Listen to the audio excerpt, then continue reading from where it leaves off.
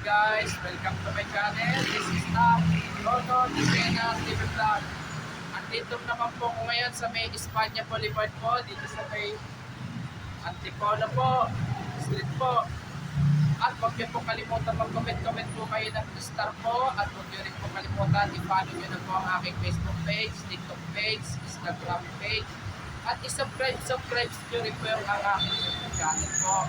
Pero maraming salamat po sa pag-follow nyo po sa aking Facebook page at TikTok page. At maraming salamat din po sa aking pag-subscribe po dito sa aking YouTube channel po. Bali naka 1K na rin po ako sa aking subscribers po.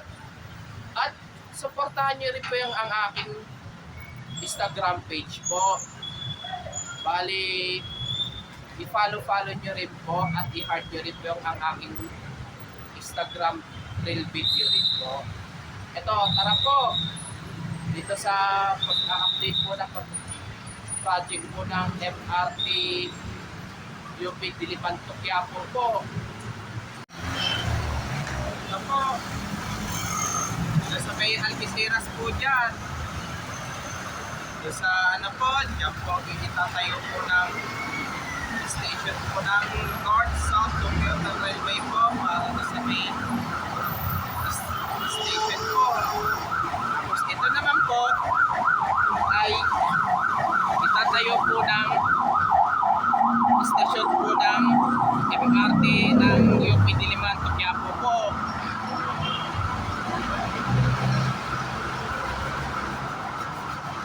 Ilang taon na po, bali 7 years po ang MRT UP Diliman to Quiapo ay ang project po hindi pa po naumpisahan po, hindi pa rin po naumpisahan po.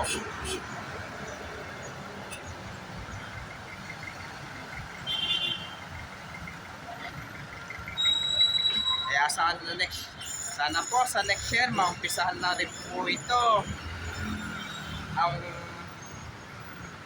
ang MRT UP Diliman to Quiapo po.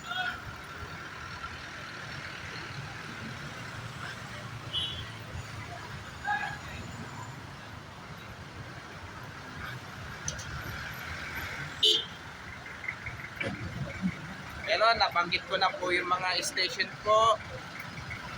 Nabanggit na po.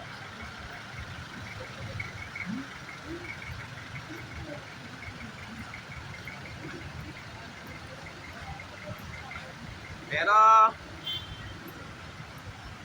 dyan po rin itatayo po ng Lumentret Station at Welcome to Rotonda Station po.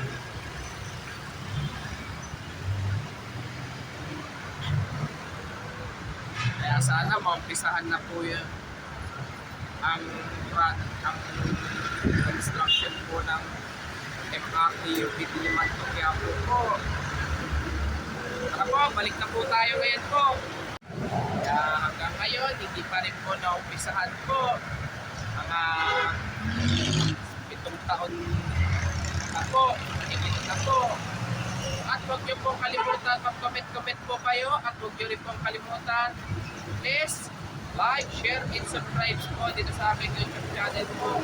Thank you for watching. God bless to all po.